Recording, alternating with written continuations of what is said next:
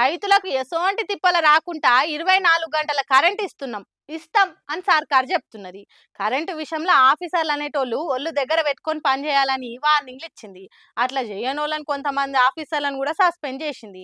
అయినా కరెంట్ కష్టాలు తప్పుతలేవు రైతన్నలకు.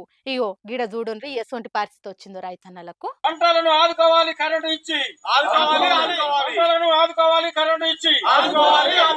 ఇన్నరా ఎండిపోతున్న పంటలను ఆదుకోవాలి కరెంట్ కట్ చేయకుండా ఇచ్చి అని ధర్నాకు దిగిండ్రు రైతన్నలు. ఆరుగాలం కష్టం చేసి సాధిన పచ్చటి సేను ఎండలకు పండువారి పోతున్నదట.